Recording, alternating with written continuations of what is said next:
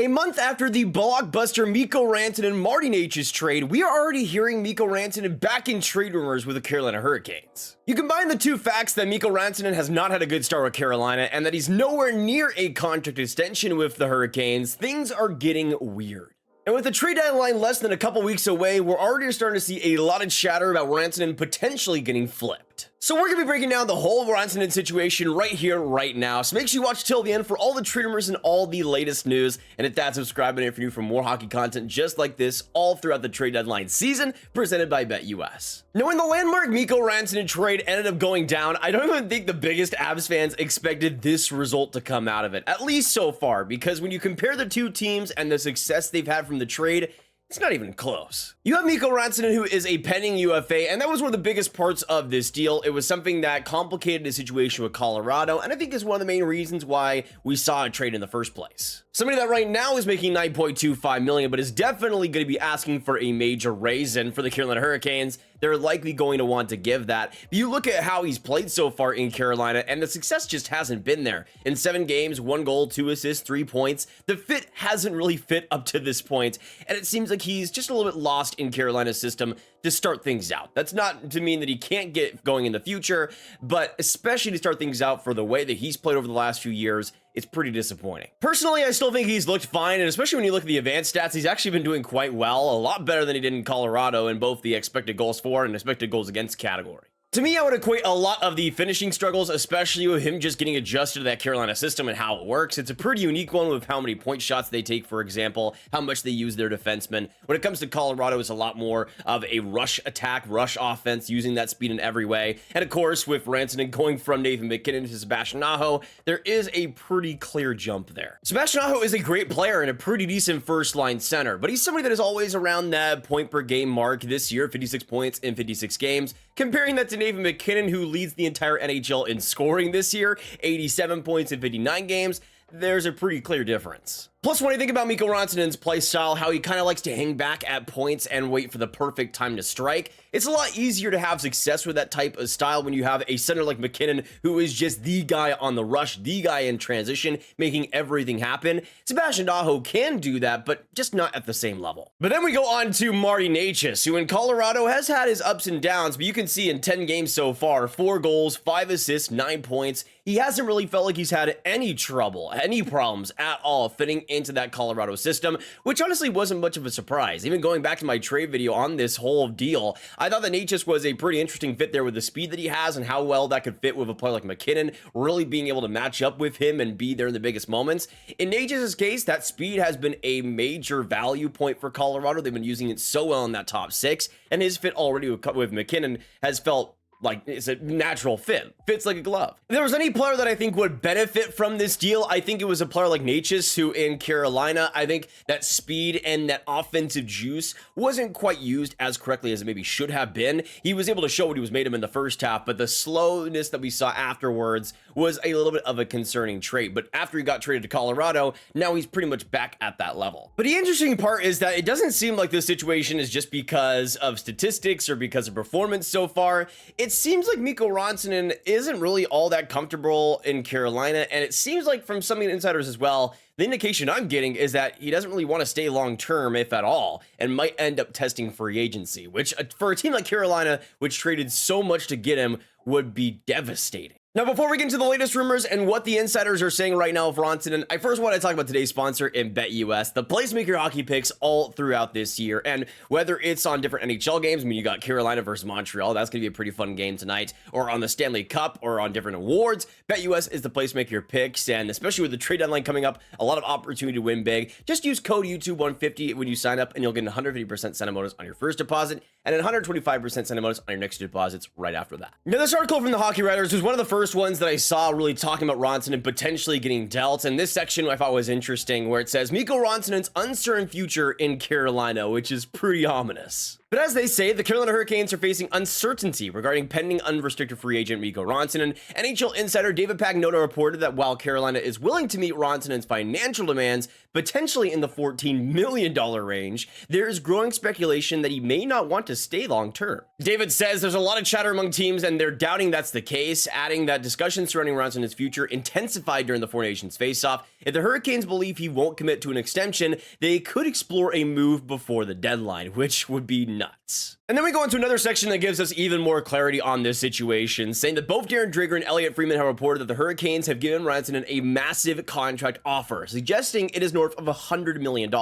If that is the case, that would infer that the Hurricanes have an 8-year deal worth an average annual value of 12.5 or more. The belief was always that Rantanen would get that much. Part of the reason he did not re-sign with the Avalanche was because of the internal $12.6 million cap held by Nathan McKinnon. Reports say that Rantanen didn't reject the offer, but Friedman said he just isn't sure yet. There is still 2 weeks until the trade deadline, and a decision can still be made in that time. Now, as Elliotte Friedman does mention here, he notes that for a team acquiring Rantanen, if that were to happen, they could have him at a cap hit of $2.3 million if the Hurricanes are willing to retain another 50% of his salary. With a cap hit like that, any team in the league has the capability of making space for that contract, and that's how things could get really interesting here, because I could name you a bunch of contenders right now that wouldn't have been on Rantanen, but at $2.3 million could make it work. I mean, just spitballing here, imagine the Edmonton Oilers at that lower cap hit coming in, trading for Mikko Rantanen, putting him on Connor McDavid's wing. Oh boy. But if we are to see a separate Mikko Rantanen trade, that's the type of interest that we could get there. If we have a potential deal where he's down to $2.3 million,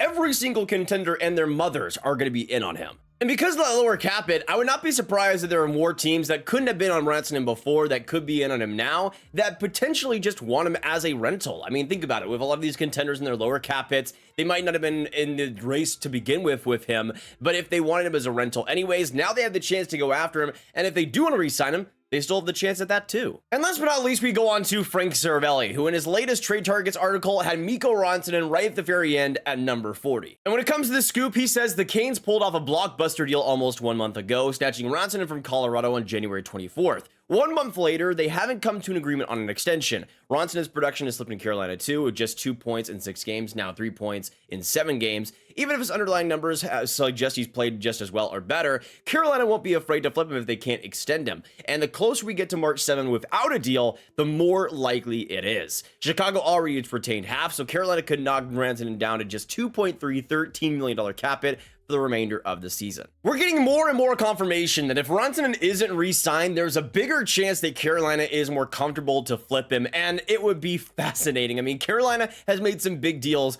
but trading for Rantanen and flipping him right after, that's NBA trade deadline type of crap. What I don't really understand about this situation is why Rantanen wouldn't like it in Carolina. I mean, even if the struggles have been there, you got finished superstars alongside you like Sebastian Aho and not finished superstars alongside you like Jesperi Kotkaniemi, and you're on a true contender of a team, a team that will perennially have a chance, just like the Colorado Avalanche. So if the Avs weren't willing to give the money to you, but Carolina is, and with all those factors combined, why wouldn't you want to stay? It just seems so weird, especially since Rantanen is so new, that he would seem to have made up his mind so quickly. But if that is the case, that he doesn't really want to stay long-term or he's unsure about it, then I think Carolina needs to pull the trigger, because this is a situation that I don't know if they could really afford to have. Only having Rantanen as a rental, especially after you trade somebody of the caliber of Martin Necas, I just don't think it's something this franchise can afford. They already had a massive scoring problem, so even though I think Rantanen could fix that if he gets going later on the season, next year, without Rantanen and without Martin Necas, the Hurricanes are going to have to make some even bigger deals to have to recoup some of that. Now, the one thing I haven't considered here is about the actual contract offer that Carolina made, because both Dreger and Elliotte Friedman mentioned above $12.5 million on an 8-year deal, but we don't know how much further it is than that. As Pagnotta mentioned, he wants the $14 million range. He wants that selection in that group right there. And maybe there's a chance that Carolina is offering more than $12.5 million, but it's more so in the $12.5 to $13 million range, or $13 million to $13.5 million range, and isn't quite meeting what Rantanen truly wants. Now, if I was a pro athlete, I would take like $500K less to make my team a lot more competitive and just make that up in like a couple of brand deals over in Finland because I'm a Finnish superstar, but hey, what do I know? This is really tough though for the Canes, because I think they're kind of in a screwed if they do, screwed if they don't situation, because if they do re-sign Rantanen to what he wants, that is a hefty amount of money for somebody that really has not proved himself in Carolina's system, and there is the chance that he might not ever get back to that type of $14 million level. But there's also the situation where if they trade Rantanen, there's no way they're going to get what they gave up for him in the first place. There's no way you're getting a player of the caliber of Marty Necas, a Drury, a second, fourth round pick, that type of quality. It's just not happening. There's just no way it does. With the facts now that he wants major money and money that a lot of teams can't pay, and the fact that he really hasn't fit well in Carolina's systems, there's going to be teams out there that are like, nah, I think I'm all right. I think I'm okay without giving up a superstar and a big-time pick or something to trade for Rantanen. And that's a problem for Carolina because especially if they are looking to deal him, I think the trade value is going to be coming up a little bit dry. But I just got to say it too, I don't think we're putting as much blame on Mikko Rantanen as we should, because even though I think he's been playing well, your bottom line is also going to get affected, buddy. If you're traded for a measly package at the deadline because Carolina is unsure about your future and you also don't perform at the team you get traded to after that, then you're not getting that $14 million. I'm sorry to say it. In fact, with the way Rantanen is playing, with the way he's trending points-wise, I don't even think he's going to get it in the first place. I think in the open market right now,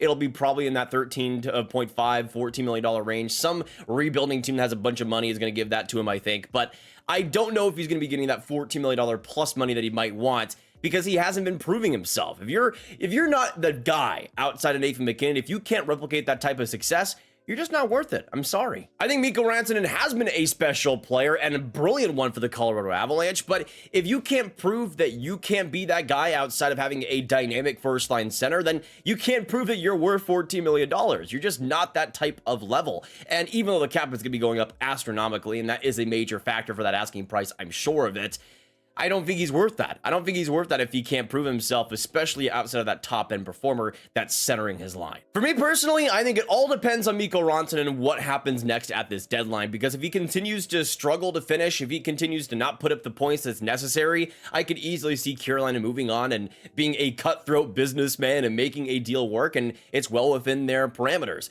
In Rantanen's case, he needs to prove himself that he won't be a loser in this situation, because if the struggles continue, that's just going to mean a lot less in his bottom line for the next contract. And I think for him especially, he needs to prove that he is worth Mikko Rantanen money, because right now, that's just not the case. Now, I wanted to talk about a few teams here that I think could be interesting fits for Rantanen. The first one is the Edmonton Oilers. I mean, you could plop him right there in the place of Victor Arvidsson with Connor McDavid and have a Rantanen, McDavid, and Hyman line, which would just be unbelievable. It would make their top six a lot more potent, but it is the Edmonton Oilers, so if I were them, I think defense and goaltending would be much more higher on the priority poll. One team that I wanted to talk about here was the Vancouver Canucks. I think they could be a pretty interesting one, and you could pretty easily have him right there on the first line left wing or right wing, whatever you wanted to do there. But I wanted to propose potentially a Rantanen for Besser swap, two UFAs, pending UFAs that don't really seem like they're going to be signing long term here. Besser, of course, with goal scoring upside there, could be pretty interesting in Carolina's system.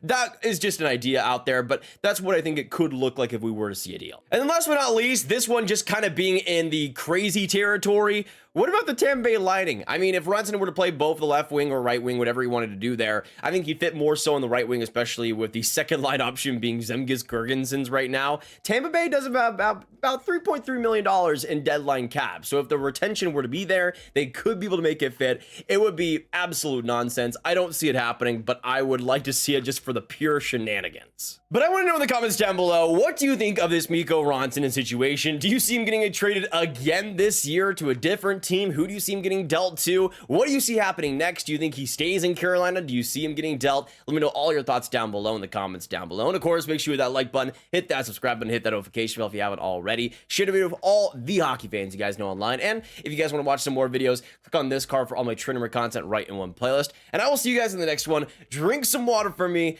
and goodbye.